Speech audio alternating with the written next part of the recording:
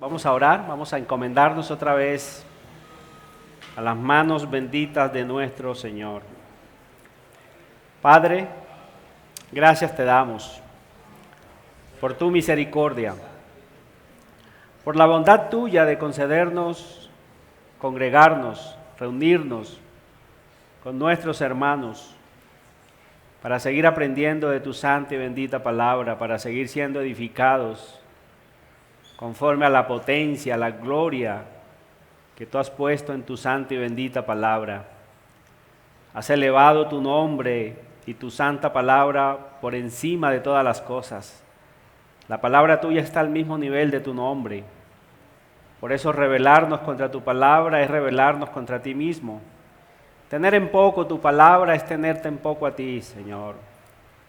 Líbranos, por favor, de ese pecado cada día de nuestras vidas. Y antes ayúdanos a tomar con más seriedad tu palabra, acercarnos a ella con mayor reverencia, para guardarla, para meditarla y para ponerla en práctica, y para que así podamos dar abundante fruto que glorifique tu santo y bendito nombre. Permítenos seguir avanzando, Padre, en estas clases. Gracias te damos por la clase de confesión que ya tuvimos. Y te pedimos que nos sigas ayudando en cada una de estas clases y sobre todo también en la predicación de nuestro culto central. Te lo pedimos en el glorioso nombre de tu Hijo amado Jesús. Amén. Amén. Bien, hermanos, seguimos avanzando en nuestro estudio del libro del Génesis. Y hoy llegamos al capítulo 36. Pero antes de tener esa lectura, quisiera que me acompañaran un momentico al libro de Mateo.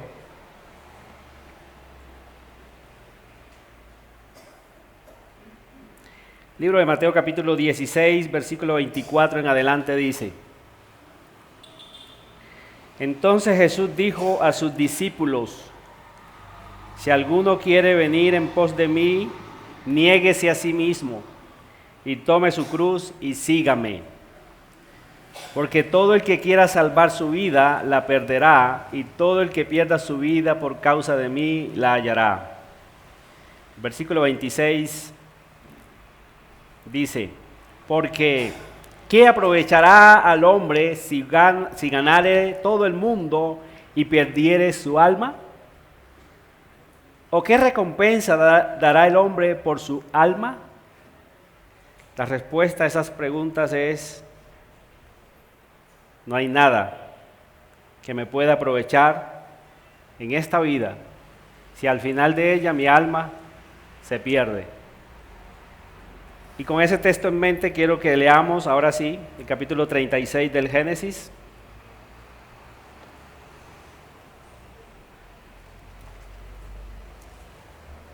Teniendo eso en cuestión, ¿de qué aprovecha al hombre si gana el mundo entero si al final su alma se va para el infierno? Y eso es lo que vamos a ver más o menos en este texto. Esta es la descendencia o el linaje rechazado por Dios, la descendencia de Esaú. Y vamos a ver aquí a un hombre muy próspero, pero que su linaje ha sido rechazado por Dios. Como veíamos ahorita en la clase, ellos en gran manera responsables de su perdición, responsables totalmente.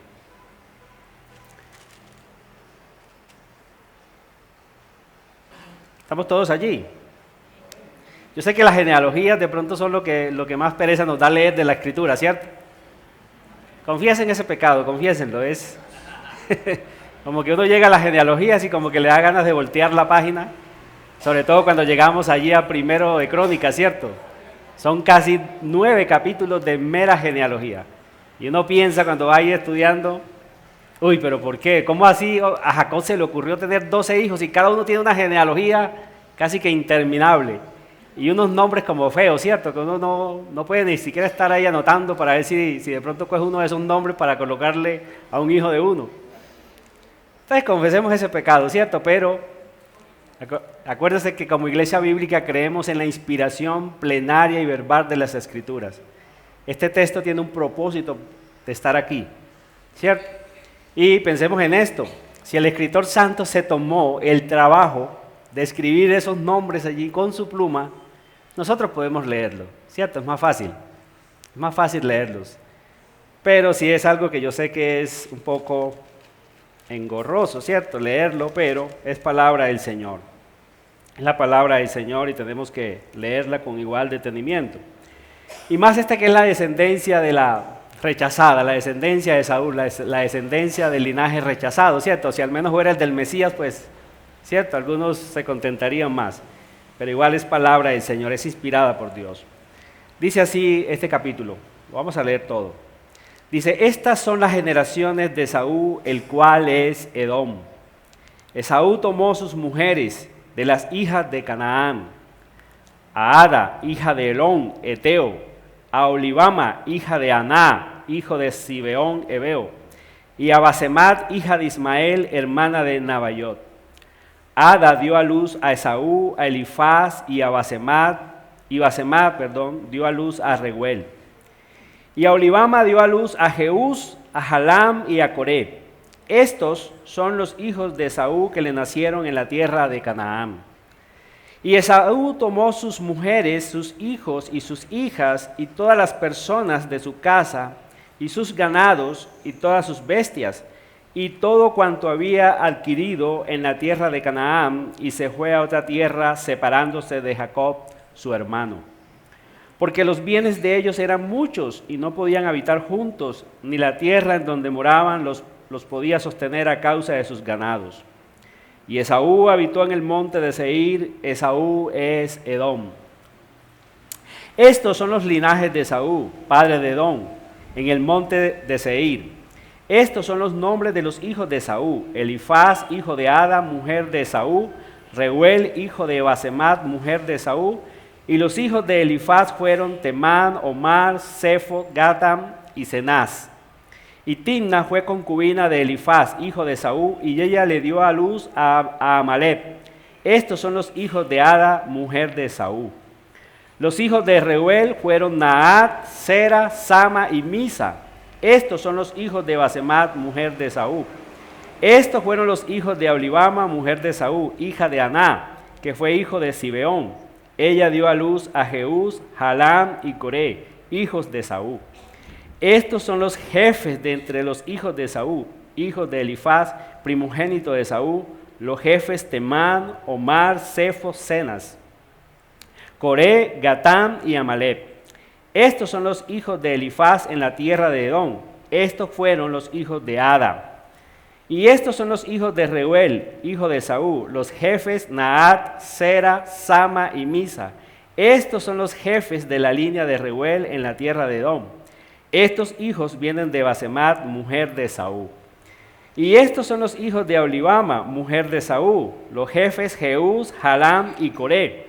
Estos fueron los jefes que salieron de Olibama, mujer de Esaú, hija de Aná. Estos pues son los hijos de Esaú y sus jefes. Él es Edom. Estos son los hijos de Seir, Oreo, moradores de aquella tierra: Lotam, Sobal, Zibeón, Aná, Dixón, Eser y Disán. Estos son los jefes de los Oreos, hijos de Seir en la tierra de Edom. Los hijos de Lotam fueron Ori y Emam, y Timna fue hermana de Lotam. Los hijos de Sobal fueron Albam, Manaat, Ebal, Sefo y Onam. Y los hijos de Zibeón fueron Aja y Aná. Este Aná es el que descubrió manantiales en el desierto cuando apacentaba los asnos de Zibeón su padre. Los hijos de Aná fueron Disón y Olibama, hija de Aná. Estos fueron los hijos de Disón: Endam, Esbam, Itram y Keram. Y estos fueron los hijos de Eser: Bilham, Saabán y Acam. Estos fueron los hijos de Dixam, Uz y Anam. Y estos fueron los jefes de los Oreos, los jefes Lotam, Sobal, Zibeón, Aná, Dixón, Eser y Disán. Estos fueron los jefes de los horeos por sus mandos en la tierra de Seir. Versículo 31. Y los reyes que reinaron en la tierra de Edom, antes que reinase rey sobre los hijos de Israel, fueron estos. Bela, hijo de Beor, reinó en Edom, y el nombre de su ciudad fue Dinaba. Murió Bela y reinó en su lugar Jobad, hijo de Zera, de Bosra. Murió Jobad y en su lugar reinó Husán, de tierra de Temán. Murió Husán y reinó en su lugar Hadad, hijo de Bedad, el que derrotó a Madián en el campo de Moab, y el nombre de su ciudad fue Avit. Murió Hadad y en su lugar reinó Samla de Masreca. Murió Samla y reinó en su lugar Saúl de Rehobot, junto al Éufrates. Murió Saúl y en lugar suyo reinó Baal-Hanán, hijo de Adbor. Y murió Baal-Hanán, hijo de Adbor, y reinó Adar en lugar suyo, y el nombre de su ciudad fue Paú. Y el nombre de su mujer Mehetabel, hija de Matreb, hija de Mesab. Versículo 40. Estos pues son los nombres de los jefes de Saúl por sus linajes, por sus lugares y sus nombres: Tigna, Alba, Jatet, Olivama, Ela, Pinón, Cenaz, Temán, Mizar, Madiel e Iram. Estos fueron los jefes de Edom según sus moradas en la tierra de su posesión. Edom es el mismo Esaú, padre de los edomitas. Palabra de Dios, hermanos, así nos parezca muy, muy canzoncitos esos nombres, ¿cierto? Palabra del Señor, palabra inspirada por Dios. Este capítulo 36 obviamente hace parte de los 1189 capítulos que nuestra Biblia tiene, inspirado por Dios. El título que le he colocado a esta porción de la palabra del Señor es La providencia de Dios y la simiente desechada. Vemos que aunque esta simiente es la simiente desechada, la simiente de Esaú, ellos están bajo la providencia de Dios. Dios les está cumpliendo a ellos lo que les había prometido. Pero también en la providencia de Dios vamos a ver que, así como lo dice nuestra confesión de fe en el capítulo 5, párrafo 6, que a los hombres impíos Dios los deja, los abandona a los designios de sus propios corazones, y al final Él los castiga, y eso es lo que vamos a ver en palabras más, en palabras menos, en este gran número de nombres que vimos allí en esta genealogía que es la de Saúl. Vemos como un hombre próspero, como él obtiene lo que al fin desea su corazón, pero al final él va para el infierno. Por eso les puse a leer ese texto de Mateo, ¿verdad? ¿De qué le sirve al hombre si gana el mundo entero, pero si al final pierde su alma? La respuesta es: de nada le sirve. De nada le sirve, de nada le va a servir a Esaú ser tan próspero. ¿Qué es lo que vamos a ver? Vamos a ver en este texto una progresión de lo que él obtiene en la tierra, una progresión de, entre comillas, bendiciones, pero que al final eso le va a servir es para su propia perdición.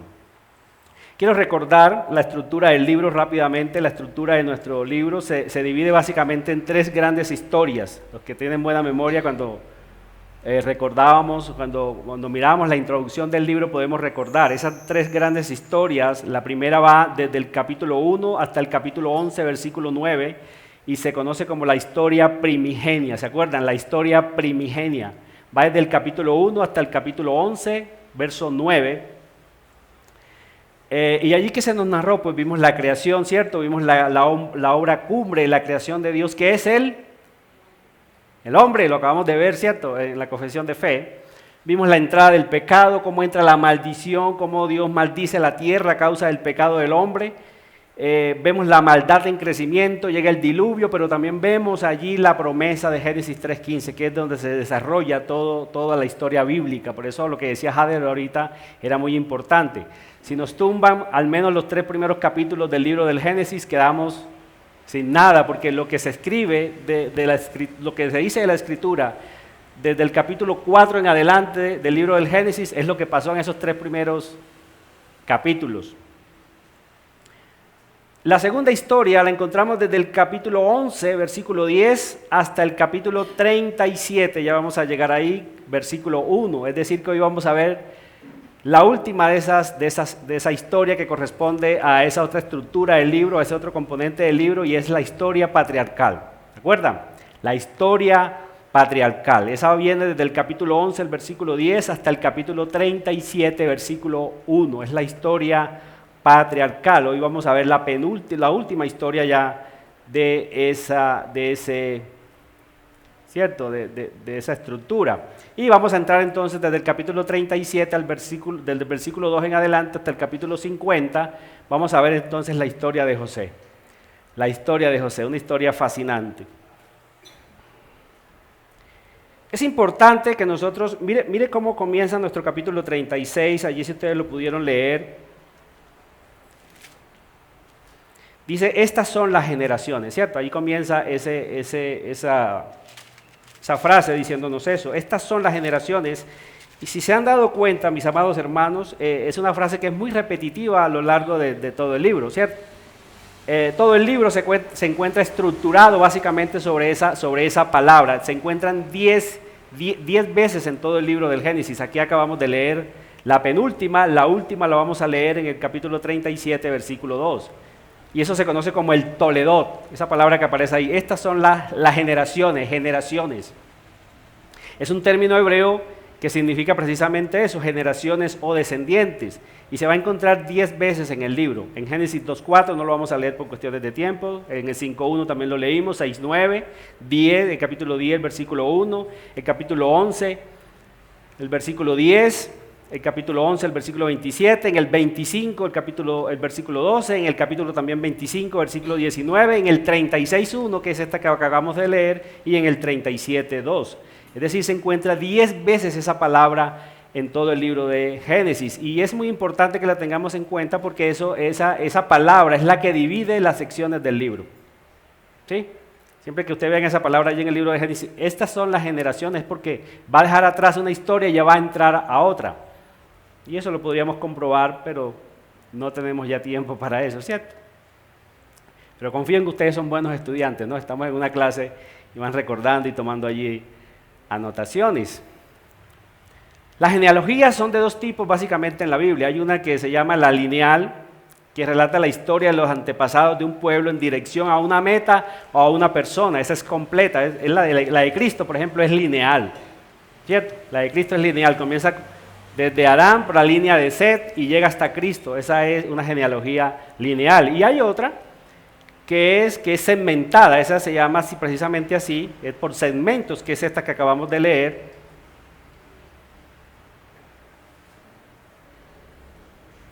Y básicamente indica, ¿cierto?, los antepasados de una persona, pero por un corto tiempo, cómo se relacionan los pueblos entre sí, cuáles son sus descendientes, pero solamente por un segmento, como su misma palabra lo dice. La única lineal en realidad es la de Cristo, que llega hasta Él. Por eso Mateo comienza precisamente con esa genealogía, ¿se acuerdan? Mateo, capítulo 1, él comienza con una genealogía, comprobando que Cristo es hijo de Abraham y es el hijo de David. ¿Sí? Por eso las genealogías son muy importantes en las Escrituras y no nos debe dar pereza leerla. Ahora, esta genealogía que nosotros acabamos de leer es bien interesante. ¿Por qué? Hermano, porque si se dieron cuenta es muy detallada. ¿Cierto? Es muy detallada para ser de la simiente rechazada, parecería que fuera la simiente, ¿cierto? La simiente bendita, pero es precisamente la simiente rechazada, la simiente de Saúl, y es muy detallada. Y también podemos mirar, si nos devolvemos al capítulo 25, podemos mirar que sigue el mismo patrón de la genealogía de Ismael. Solamente les estoy contando aquí por cuestiones de tiempo. Acuérdense que muere Abraham, y después de la muerte de Abraham se registra la descendencia de Ismael. ¿Se acuerdan? ¿Eso para qué? Para indicar que ya vamos a dejar atrás a Abraham y ahora íbamos a entrar a la historia de otro patriarca, Isaac, ¿cierto? Y esta sigue más o menos la misma estructura, el mismo patrón. Acordémonos que en el segmento anterior vimos la muerte de ¿quién? De Isaac. Vimos la muerte de Isaac, ¿cierto? Y viene enseguida inmediatamente la descendencia desechada. ¿Por qué? Porque nos está avisando que vamos a dejar atrás ya la historia de Isaac, la historia patriarcal básicamente, y vamos a entrar a otra historia, ¿que es cuál? La de José, en Egipto. Entonces mire que por eso es importante esta genealogía, ¿cierto? Y sigue ese mismo patrón. Ahora, ¿por qué esta genealogía aquí? Y esto me estoy adelantando un poquito al propósito por el cual se escribió esta genealogía. ¿Por qué está ahí? Fue la primera pregunta que teníamos que haberle hecho al texto, ¿cierto? Y fue la primera pregunta que yo hice. ¿Por qué está ahí? ¿Por qué Moisés se toma tanto tiempo en escribir esta genealogía tan detallada? Claramente es para hacer una distinción, hermanos, entre los orígenes de un pueblo y del otro. Y claramente era para que cuando el pueblo de Israel entrara a la tierra prometida, no se mezclara con esta descendencia. Es algo que Dios les va a prohibir a ellos. Cosas que sí van a hacer otras naciones, inclusive Esaú, vamos a ver en el texto que se va a mezclar con otra nación y Dios a ellos no se los va a permitir. Vamos a ver básicamente tres cosas aquí en este estudio, hermanos. Vamos a ver primero que todo la estructura de esta genealogía. Vamos a ver que va a tener una estructura creciente de prosperidad, es lo que va a mostrar el texto. Vamos a ver también su propósito y las aplicaciones, es lo que vamos a ver básicamente en este estudio. Y comencemos primero con la estructura. Claramente el texto allí muestra que tiene 6 subdivisiones esta genealogía. 6 subdivisiones. La primera va desde el versículo 1 al versículo 8 y trata de la formación de la familia inmediata o lo que se conoce como la familia nuclear de Esaú, versículos del 1 al 8. Como número 2 tenemos los descendientes de los hijos de Esaú, eso va desde el versículo 9 al 14. En número 3 vamos a ver los jefes o clanes que salieron de los descendientes de Esaú. Mire que todo va en una progresión. Primero una familia, luego sus descendientes, ahora son clanes. En el versículo 15 se va a especificar eso un poco. Número 4, en los versículos 20 al 30, vamos a ver la inclusión que Moisés hace de los hijos de Seir. Ellos no eran del linaje de Esaú, pero Moisés los escribe, los mete allí por una razón que vamos a ver allí también de manera corta. Y número 5, vamos a ver los reyes que descendieron del linaje de Esaú, los versículos 31 al 39. Y número 6, vamos a ver los territorios ocupados por esos clanes o esos reyes que son de la descendencia de Esaú, versículos 40 al 43. ¿Sí notaron que todo va como en una progresión? Va con una progresión de prosperidad. Comienza con un clan. Esto lo voy a repetir varias veces porque es lo que quiero que se quede de esta genealogía. Se las estoy adelantando y se la voy a repetir varias veces. Es que veamos la progresión de prosperidad que tiene la descendencia de Esaú en contraste con la descendencia elegida. La descendencia elegida va a estar cautiva en Egipto. Ellos van rumbo a ser cautivos en Egipto y la descendencia de Esaú va rumbo a ser prosperada. Y uno se podría preguntar, bueno, Moisés, séame claro, ¿quién tiene la bendición? Como que ¿quién tiene la bendición? A ver, ¿quién recibió la bendición de la primogenitura? ¿Fue Esaú o fue Jacob? Póngase serio ahí, Moisés. Perdón, ¿fue Esaú o fue Jacob? Gracias, hermano, por eso lo tengo ahí en primera fila para que me corrija. Uno se podría preguntar porque no vamos a ver es más prosperidad por el lado de Esaú. Entre comillas, ¿cierto? Entonces vamos a ver la formación. Vamos al versículo 1, la formación de la familia inmediata o nuclear de Esaú. Rápidamente, no me voy a detener mucho porque el tiempo apremia. Dice así el versículo 1, estas son las generaciones de Esaú, el cual es Edom. Esa palabra, el cual es Edom, se va a repetir 5 veces en toda esta genealogía. O sea, Moisés quiere que sus lectores les quede claro que Esaú es Edom. Una población que se va a distinguir por ser acérrimos enemigos de la nación de Israel. Y él dice, este Esaú es Edom, y lo va a repetir 5 veces a lo largo de toda la genealogía. Ya lo leímos, no sé si se dieron cuenta, ¿cierto? El versículo 2 dice, Esaú tomó sus mujeres de las hijas de Canaán. Es otra cosa que Moisés está reiterando también. Él escogió mujeres del linaje desechado por Dios. Las cananitas eran desechadas por Dios, era el linaje también maldito, y miren lo que él hace. Ya lo había mostrado, Moisés en el capítulo 25 nos había dicho que él había tomado mujeres de las cananitas y que estas mujeres habían sido amargura tanto para Isaac como para Rebeca. Fueron amargura de espíritus para ella y él lo está aquí, lo está ratificando aquí. Él tomó mujeres cananitas. Miren cómo este hombre va en declive. Su vida es un declive. La vida de él representa a todo hombre que conociendo la voluntad de Dios, se desvía, hermanos, se desvía en su corazón pecaminoso, desecha a Dios. Eso es lo que va a identificar aquí la vida de Esaú. Y dice: y Yada, hija de León, Eteo, esas son las tres mujeres, a Olibama, hija de Aná, hijo de Sibeón Ebeo, a Basemat, hija de Ismael, hermana de Nabayot. Esta Basemat era hija de Ismael. Él como que al principio ve que estas dos mujeres, las primeras que toman, no le agradan a Isaac ni a Rebeca, y él como que quiere enmendar ese error y toma una mujer del linaje de Abraham, pero por el lado de Ismael. Y eso fue peor, o sea, como dicen por ahí, fue peor el remedio que la enfermedad, ¿cierto? Era también del linaje desechado.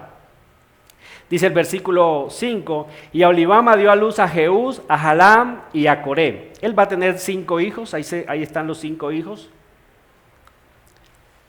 Estos son los hijos de Esaú que le nacieron en la tierra de Canaán.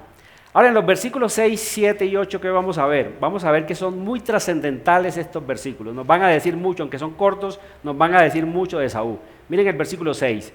Y Esaú tomó sus mujeres, sus hijos y sus hijas y todas las personas de su casa y sus ganados y todas sus bestias y todo cuanto había adquirido en la tierra de Canaán. Y miren esa partecita. Y se fue a otra tierra, separándose de Jacob, su hermano. Eso es triste. El versículo 7 va a decir por qué, pero es triste esa situación. ¿Por qué razón? ¿Qué representaba Jacob? Díganlo. La bendición de Dios. La bendición de Dios. Representaba la bendición de Dios. Dios se había hecho el pacto que Dios había hecho con Abraham, de ser el Dios de él y de su descendencia, se lo había ratificado también a Jacob. Es decir, que estar cerca de Jacob representaba estar cerca de la bendición de Dios. Pero estar lejos de Jacob, ¿qué significaba? Estar lejos de la bendición. Por eso esto es triste, hermanos. Y miren el versículo 7, porque los bienes de ellos eran muchos y no podían habitar juntos, ni la tierra en donde moraban los podía sostener a causa de sus ganados. Esaú tenía lo que su corazón había deseado: vacas, riquezas y todo cuanto su corazón deseó, pero esto lo estaba llevando a estar lejos de la bendición de Dios. Por eso les decía ahorita, y ese texto de Mateo 16, 24, ¿de qué le sirve a un hombre si gana el mundo entero, pero si al final pierde su alma? Es decir, de nada le sirve. 1 minuto en el infierno le haría olvidar toda la gloria que él tuvo en la tierra. Pero a los creyentes, 1 minuto en el cielo nos hará olvidar también todas las penas que pasamos en esta vida. Ese es el gran contraste entre un creyente y entre alguien que no es creyente. ¿Se acuerdan esa historia de Lázaro y el rico? ¿Se acuerdan? El rico todos los días haciendo banquetes con esplendidez, pero Lázaro, un miserable, según el ojo humano, a las puertas de deseando saciarse con las migajas que caían de la mesa del rico. Pero murieron los dos y se dieron cuenta cuán pobre era uno a pesar de toda su riqueza que tuvo en la tierra, y cuán rico era el otro, hermanos, a pesar de toda su miserableza aquí. Entonces, cuando pasemos de este lado de la vida, te vas a dar cuenta, hermanos, qué rico eres. Qué rico eres si eres un verdadero creyente. Así en esta vida no tengas bienes. Pero eso es lo que le pasa a Esaú aquí. Él tiene mucho ganado y eso lo lleva a separarse de la bendición. Hermanos, mejor hubiese sido que le hubiese regalado todo ese ganado y hubiese dicho: yo me quedo contigo, Jacob, yo te atiendo tus ovejas, no me voy a robar ni una, pero yo quiero estar cerca de la bendición tuya. Eso más o menos, ¿se acuerdan? Fue lo que hizo una mujer en la Escritura, que se va a identificar por ser una mujer de fe. ¿Quién fue? Ruth, la moabita, ¿se acuerdan? Ruth la moabita, ¿Qué le dice ella a Noemí? Donde tú vayas, yo iré. Donde tú mueras, tu pueblo y tu Dios, mi Dios. Es una mujer de fe, hermanos. Pero en Esaú no hay nada de eso, no hay nada de eso. A él no le importa, él se va, tranquilo con sus vacas, su ganado, pero va rumbo al infierno. Ahora él dice, el último versículo dice que Esaú habitó en el monte de Seir, Esaú es Edom.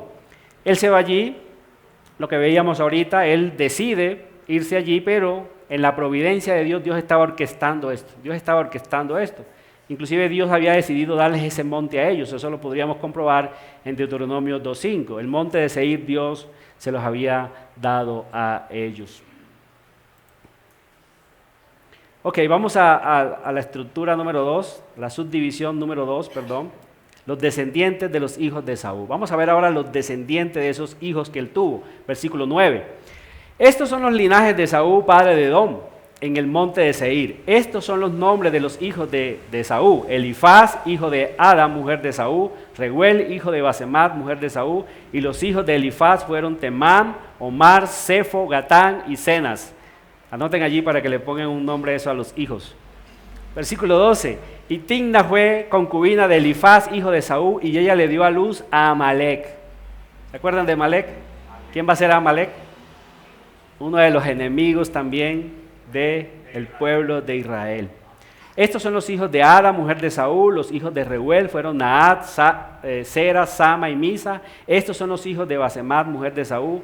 Estos fueron los hijos de Aholibama, mujer de Saúl, hija de Aná, que fue hijo de Zibeón. Ella dio a luz a Jeús, Jalán y Coré, hijos de Saúl. No se va a registrar descendencia de estos tres últimos, Jeús, Jalán y Coré, no se va a registrar descendencia de ellos. Pero si contamos allí, podemos mirar que él tuvo 10 nietos, de esos hijos que tuvo 10 nietos. Y como les decía ahorita, a sus hijos Jeús, Jalán y Coré no hay registro de la descendencia de ellos, no se registran hijos. Pero en el versículo 15 que vamos a comenzar a ver, comenzamos desde una familia, los descendientes de esa familia, y ahora vamos a ver que esas familias se convierten en clanes, van a convertirse en clanes. Acuérdense, hermanos, siempre tengan en cuenta que la descendencia paralela es la de Jacob. La descendencia paralela es la de Jacob. Y Jacob, estos hombres aquí van a formar clanes, pero la descendencia de Jacob paradójicamente va a ir rumbo a ser esclavos. Y van a formar esos clanes, sus familias iban, pero se van a establecer mucho tiempo después en la tierra que Dios les ha prometido. Versículo 15, estos son los jefes, mire cómo esa palabra se resalta allí, estos son los jefes de entre los hijos de Esaú. Entonces ya estamos pasando de una familia a jefes ahora, ya en mayor número. Estos son los hijos de Esaú, hijos de Elifaz, primogénito de Esaú. Los jefes, Temán, Omar, Sefo, Cenaz, versículo 16, Coré, Gatán y Amalec. Estos son los jefes de Elifaz en la tierra de Edom. Estos fueron los hijos de Ada. Y estos son los hijos de Reuel, hijos de Esaú, los jefes Naat, Sera, Sama y Misa. Estos son los jefes de la línea de Reuel en la tierra de Edom. Estos hijos vienen de Basemat, mujer de Esaú. Y estos son los hijos de Aholibama, mujer de Esaú, los jefes Jeús, Jalán y Coré. Estos fueron los jefes que salieron de Aholibama, mujer de Esaú, hija de Aná. Estos pues son los hijos de Esaú y sus jefes, él es Edom. Ahora, si hay un buen lector aquí de la Escritura y compara el capítulo 25 donde se nombran las mujeres que Esaú tomó, esos nombres no concuerdan con estos. Y ahí es donde la teología liberal dice, por ejemplo, los teólogos liberales dicen que Moisés utilizó 2 fuentes de información para él escribir su libro. Pero eso como que no cuadra con que la inspiración de Dios, o lo que nosotros creemos, que Dios inspiró su palabra de manera plena y verbal. Es decir, plena significa que toda, y verbal significa que palabra por palabra fue inspirada por Dios, nombre por nombre fue inspirado por Dios. Entonces, ¿cómo se soluciona eso?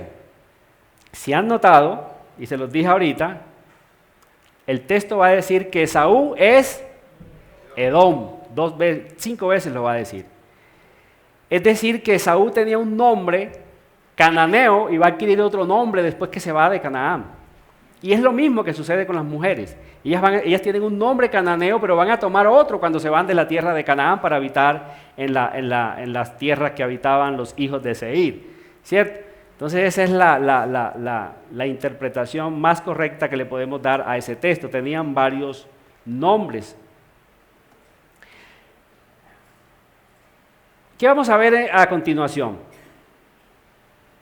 Moisés injerta aquí una genealogía que no pertenece a los hijos de Esaú, o que no es de la descendencia de Esaú, y son los hijos de Seir, versículos 20 al 30. ¿Y por qué lo hace? Bueno, es una genealogía que está, como les dije, está fuera del linaje de Esaú, los hijos de Seir. Y la razón, cuando vemos Deuteronomio capítulo 2, es porque ellos habitaban ese territorio antes que Esaú lo habitara. Esaú con sus descendientes va a exterminar a este pueblo, pero no del todo. Es la diferencia de los judíos que va a hacer. Se va a mezclar con los hijos de Seir.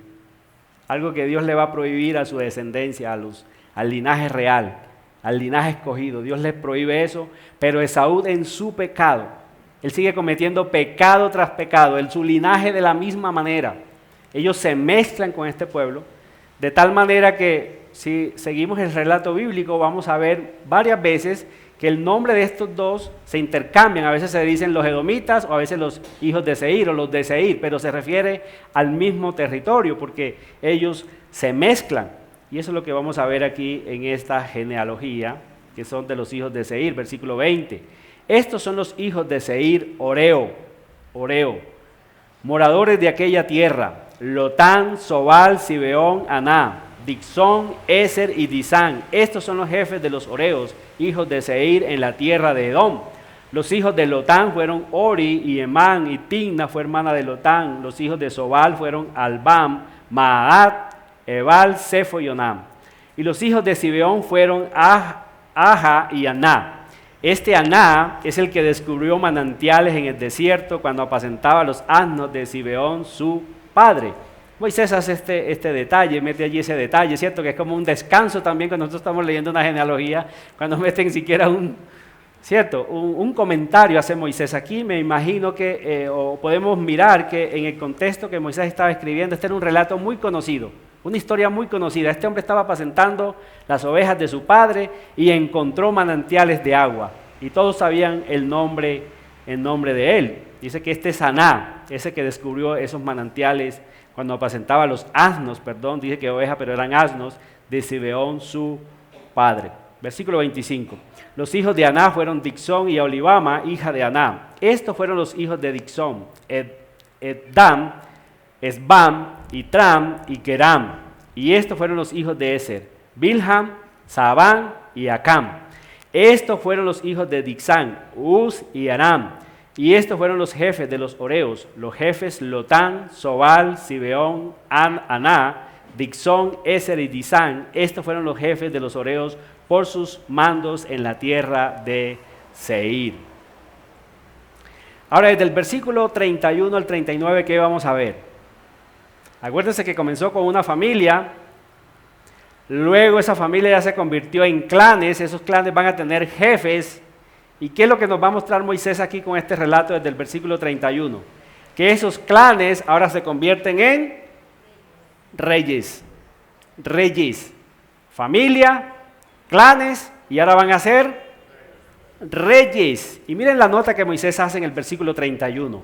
Y los reyes que reinaron en la tierra de Edom, antes que reinase rey sobre los hijos de Israel. Miren cómo Moisés remarca eso. La descendencia de Saúl, la descendencia desechada, va rumbo a convertirse en reyes.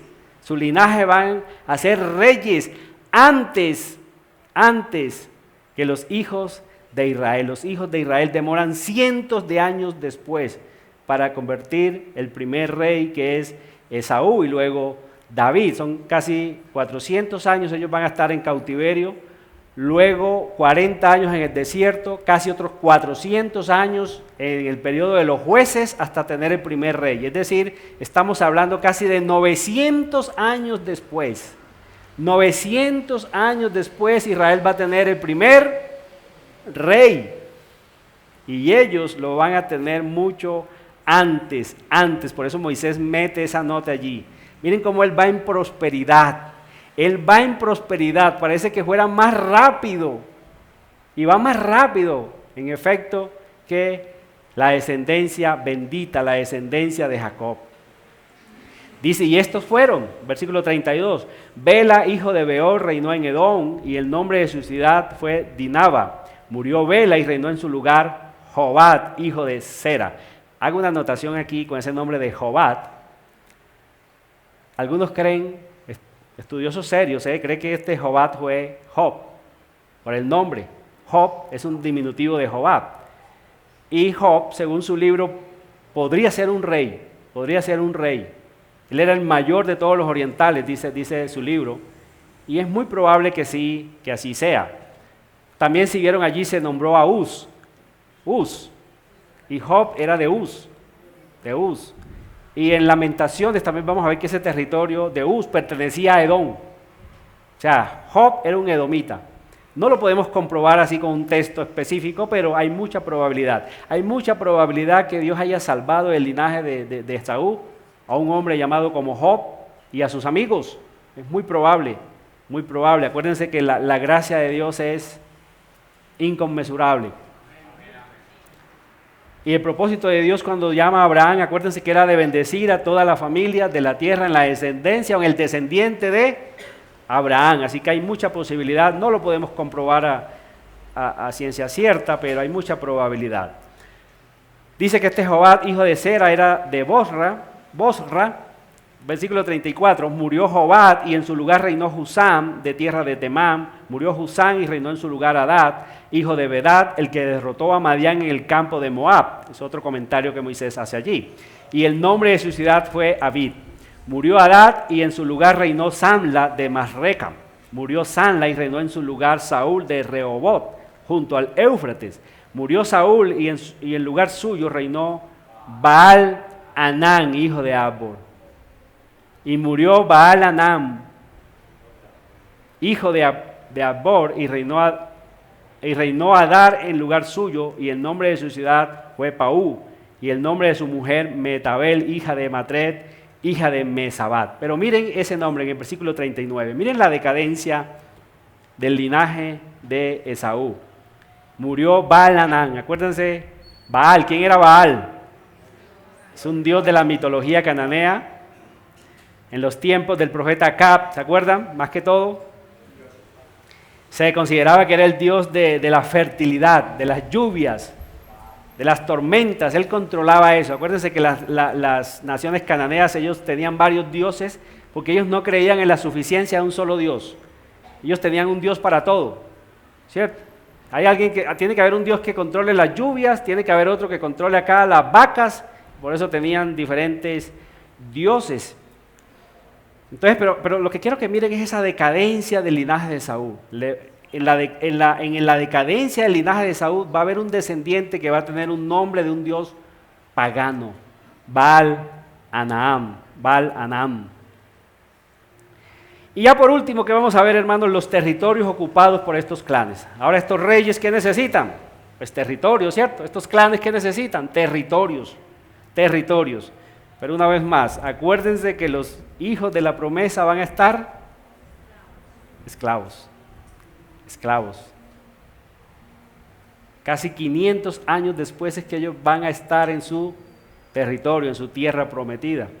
Versículo 40, estos pues son los nombres de los jefes de Saúl por sus linajes, por sus lugares y sus nombres: Timna, Alba, Jetep, Olivama, Ela, Pinón, Cenaz, Temán, Mizar, Middiel e Irán. Estos fueron los jefes de Edom según sus moradas en la tierra de su.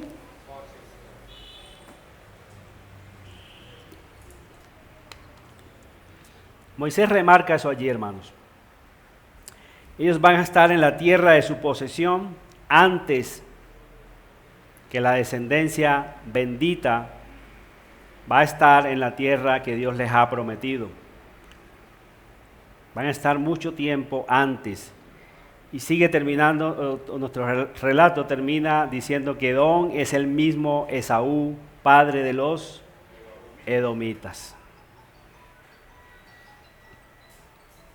A lo largo de la historia de la Biblia que vamos a ver, del relato bíblico que vamos a ver, que los descendientes de Esaú y su linaje se van a volver enemigos acérrimos de la nación de Israel. Inclusive hay un profeta, de los profetas menores, tiene solamente un capítulo, es el libro más corto del Antiguo Testamento, y va a escribir básicamente sobre Edom. Es una profecía del castigo de Dios sobre Edom. Ese libro, Abdías, tiene 21 versículos y todos ellos son dedicados al juicio de Dios que Dios va a hacer con esta nación. Ellos se van a oponer al paso de Israel cuando Israel viene de Egipto.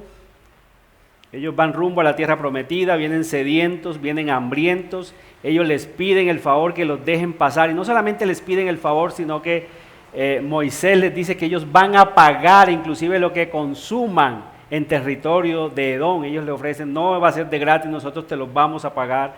Ellos se oponen rotundamente. Esto había propiciado que Israel pasara más rápido a la tierra, pero ellos se van a oponer, dicen no van a pasar por nuestro territorio, no los dejan. Eso lo podemos encontrar en Números 20 del 14 al 21, ¿cierto? No quiso pues Edom dejar pasar a Israel por su territorio y se desvió Israel de él. Ellos fueron subyugados después bajo el reinado de David y bajo el reinado de Salomón. Pero luego, en la invasión que hacen los babilonios nuevamente en Judá, o en Judá lo van a hacer ellos, los babilonios van a invadir Judá, prácticamente ellos se unen a los babilónicos para destruir a Israel. ¿Y de qué manera lo hacen? Ellos terminan de asesinar a los que quedan por ahí heridos. Israel trata de escapar, pero ellos le ponen trampa a los hijos de Israel para que caigan en esas trampas y luego entregárselos a los babilónicos. Pero acuérdense, ellos son hermanos en la carne de la descendencia prometida. Ellos son hermanos, vienen de un hermano, de Jacob, ¿cierto? Entonces es un hermano haciéndole eso a otro hermano. Encontramos allí entonces esa profecía donde Dios les va a castigar allí en el capítulo, o Dios profetiza su castigo, su exterminio en Abdías. Todo ese capítulo es dedicado al juicio de ellos. Y hay un último descendiente de Esaú. ¿Se acuerdan del rey Herodes? El rey Herodes es un descendiente de los edomitas. Él se convirtió en rey bajo el gobierno romano en el 37 a.C. ¿Y qué pasó con Herodes? Va a demostrar la enemistad que había estado profetizada entre Esaú y Jacob, entre ese linaje desechado y entre el linaje bendito de Dios. Y se va a oponer a Cristo, al verdadero hijo de Jacob. ¿Y cómo se va a oponer? Inclusive lo va a tratar de matar. ¿Se acuerdan que él ordena el exterminio de todos los niños menores de 2 años que había allí en los alrededores donde nace Cristo? Pero esto con el fin de matar al Señor. De los edomitas va a haber una profecía en la Biblia que me parece a mí una de las más aterradoras que podemos encontrar en las Escrituras. Isaías 63 del 1 al 6 dice: ¿quién es este que viene de Edom, de Borra, con vestidos rojos? Edom también era conocido como la tierra roja. Esaú era conocido como rojo también. Dice: este hermoso en su vestido, que marcha en la grandeza de su poder, yo, el que hablo en justicia, grande para salvar. Y el versículo 2 hace una pregunta: ¿por qué es rojo tu vestido y tus ropas como del que ha pisado el lagar? ¿Alguien recuerda qué es un lagar? Lagar es donde se echan las uvas, y la gente comenzaba a pisotear eso para sacar de ahí el vino, ¿cierto? Pero cuando pisaban ese lagar, ese jugo de la uva los salpicaba de tal manera que cuando salía una persona de allí parecería que saliera de una gran matanza, como que mató a miles. Y esa es la figura que está utilizando aquí el profeta para mirar o para hacernos ver la venganza que Dios va a tomar de los edomitas, ese pueblo enemigo a pesar de ser hermano de Jacob. ¿Por qué es rojo tu vestido y tus ropas como que ha pisado el lagar? He pisado yo solo el lagar, y de los pueblos nadie había conmigo. Lo pisé con mi ira y los hollé con mi furor. Y su sangre salpicó mis vestidos y manché todas mis ropas. Porque el día de la venganza está en mi corazón y el año de mis redimidos ha llegado. Miré y no había quien ayudara, y me maravillé de que no hubiera quien sustentase, y me salvó mi brazo y me sostuvo mi ira. Y con mi ira hollé a los pueblos y los embriagué en mi furor y derramé en tierra su sangre. Pero acuérdense que está hablando de Edom, la venganza terrible que Dios va a hacer con sus enemigos. Y este es uno de los textos que me parece a mí más aterradores. Lo que Dios va a hacer con sus enemigos. Es una figura, hermanos, como de una gran matanza. No es que el Señor haya venido así, sino es un lenguaje que nos está mostrando para que entendamos cómo va a ser la venganza del Señor. Si Dios a su propio Hijo, piensen en esto, si Dios a su propio Hijo lo crucificó en la cruz siendo santo, perfecto, por nuestro pecado, para salvarnos a nosotros, pero allí mostró su ira por el pecado, imagínense lo que Él le va a hacer a uno de sus enemigos, a uno de sus burladores, a alguien que conociendo como Esaú y estando cerca de la bendición decide libre y voluntariamente alejarse de Él a causa de su altivez.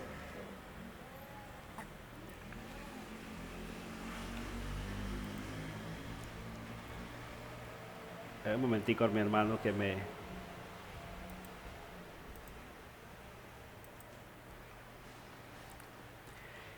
¿Qué podemos nosotros aprender de esta historia, hermanos? ¿Por qué está ahí? Ya con esto voy a terminar. ¿Qué podía aprender? ¿Qué significaba esta historia para Israel en el desierto? Acuérdense que ellos son los que están escuchando el relato, ellos son los que van a escuchar este relato por mano de Moisés de primera mano. ¿Y qué podían ellos aprender de aquí? Bueno, en primer lugar, que no se podían mezclar con los edomitas. Ellos iban rumbo a la tierra prometida y a pesar de la prosperidad económica que ellos iban a mostrar, ellos no podían mezclarse con ellos. Ellos tenían que identificarse más bien con Jacob, el siervo sufriente, y no dejarse seducir por la riqueza de los edomitas. ¿Y dónde está Cristo en este pasaje? ¿Dónde está? ¿Dónde apunta a Cristo este relato? No está, ¿verdad? ¿O sí está? Bueno, directamente no está. Pero la misma ausencia de Cristo en el pasaje hacía muy necesaria su venida a la tierra. ¿Por qué? Acuérdese, en Él van a ser benditas todas las familias de la tierra. El hecho de que Edom estuviera excluido de la presencia de Dios, alejado de los pactos de la promesa, eso mismo hacía necesario la venida de Cristo. ¿Por qué? Porque Él iba a quitar la pared de separación entre unos y otros. Los que estábamos lejos de los pactos, en otras palabras, nosotros éramos Esaú. Alejados de los pactos, lejos de la presencia de Dios, sin esperanza y sin Dios en el mundo. Eso lo dice Efesios capítulo 2, versículo 11 en adelante. Es lo que Pablo dice hablando de los gentiles. Nosotros éramos Esaú. Y de esa manera, hermanos, se hacía necesaria la venida de Cristo para que Él quitara esa pared de separación. Él iba a llevar la maldición de la ley sobre sí mismo. Él iba a quitar esa pared de separación, como ya les dije, y Él iba a quitar la enemistad, hermanos, de los elegidos de Dios con Dios, solamente por Cristo. Entonces la ausencia de Cristo en el pasaje hacía necesaria su primera venida. En Él iban a ser benditas todas las familias de la tierra. Si Job, y estoy seguro que Job, bueno, yo creo que Job sí perteneció a este linaje y fue salvo, O sea que en el cielo vamos a tener hermanos edomitas. De todos los linajes, de todas las lenguas, vamos a tener hermanos. Eso es lo que dice Apocalipsis, ¿se acuerdan? Apocalipsis lo dice. Dios salvó a gente de todos los linajes, de todas las lenguas, de todas las naciones. En Cristo Jesús lo hizo. Y para nosotros, ¿qué podemos aprender de esto, hermanos?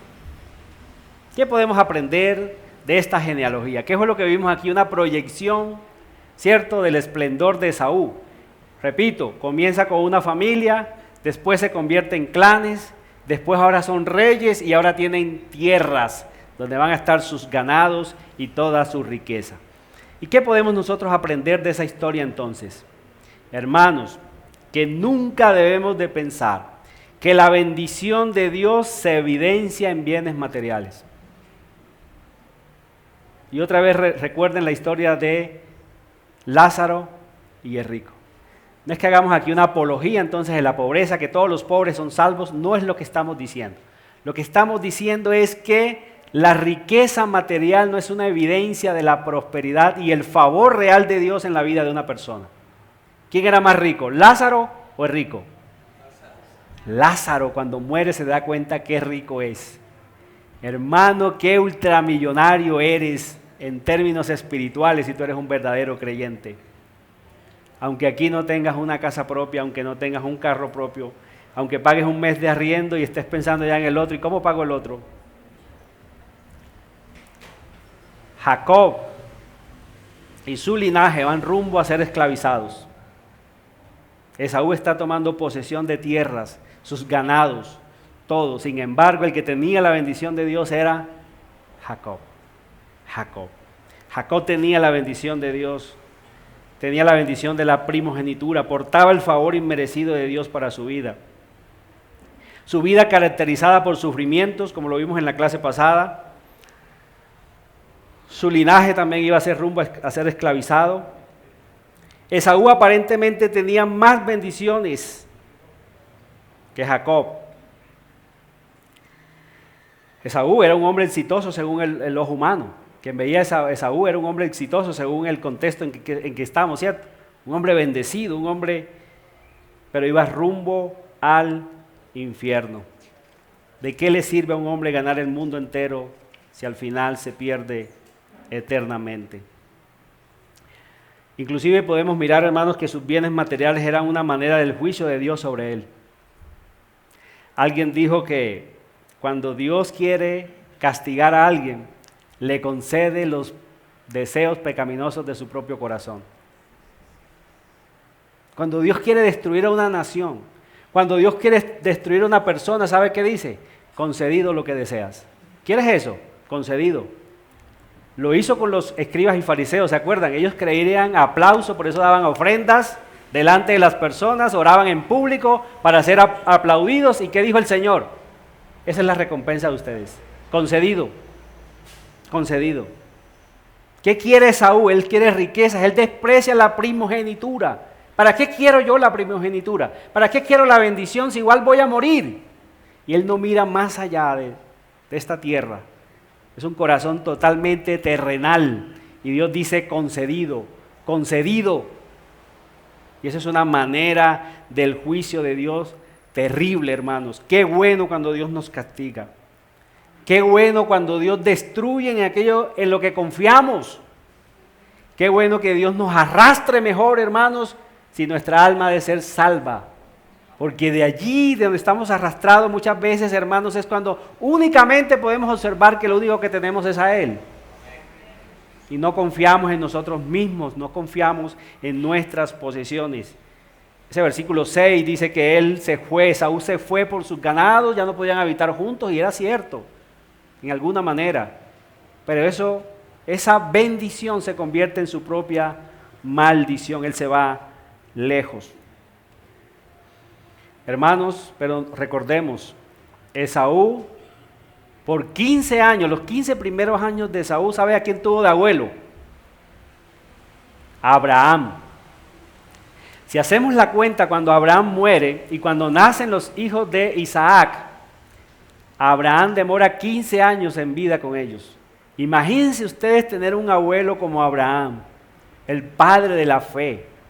Imagínense ustedes a Abraham enseñándole a Esaú y a Jacob quién era Dios durante sus primeros 15 años.